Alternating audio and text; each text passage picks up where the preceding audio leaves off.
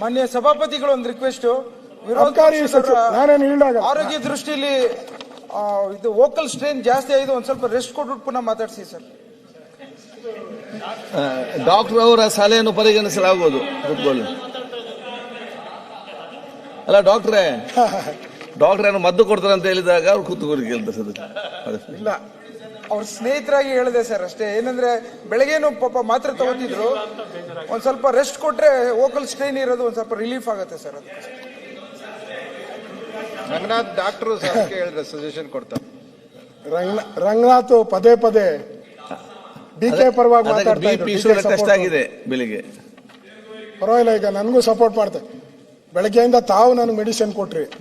Ranganath doctor ಆಗಿದ್ರು medicine ಕೊಡ್ಲಿಲ್ಲ. ನೀವು ಡಾಕ್ಟರ್ ಆಗಿ ನನಗೇನು ಮೆಡಿಸಿನ್ ಕೊಡ್ಲಿಲ್ಲ. ಪಾಪ ಸ್ಪೀಕರ್ ಅವ್ರು ಕರೆದು ನನಗೆ ಔಷಧಿ ಎಲ್ಲ ಕೊಟ್ಟು ಬಟ್ಟೆಗೆಲ್ಲ ಹಾಕಿದ್ದಾರೆ. ಇದು ಹಾಕೊಂಡು ಮಾತಾಡು, ಸ್ವಲ್ಪ ಸ್ವೀಟ್ ಆಗಿ ಬರ್ತೈತೆ ಅಂತ ಹೇಳಿ ಅವರೇ ಕೊಟ್ಟಿದ್ದಾರೆ. ಹಾಕೊಂಡಿದ್ದೀನಿ. ಇಲ್ಲ ಇಲ್ಲ ಔಷಧಿ, ಅದಕ್ಕೆ ಚೆನ್ನಾಗಿದೆ.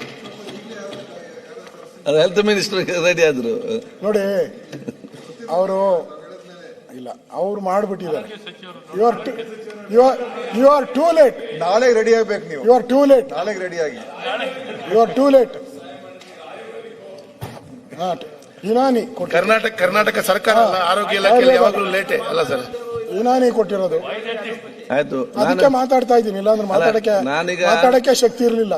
ಔಷಧ ಆದಷ್ಟು ಬೇಗ ಮುಗಿಸಿ ಅಂತ ಹೇಳಲಿಕ್ಕೆ ಔಷಧಿ ಕೊಟ್ಟಿದ್ದೆ. ಅದಕ್ಕೆ ಹಂಗಾರೆ ಏನೋ ಹಾಕಿದ್ದೀರಾ ಅದರಲ್ಲಿ? ಮುಗಿಸುವಂತದ್ದು ಏನೋ ಹಾಕಿದ್ದೀರಾ?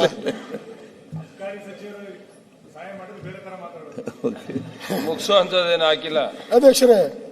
ಬೇರೆ ಕಡೆ ಹೋಗೋದು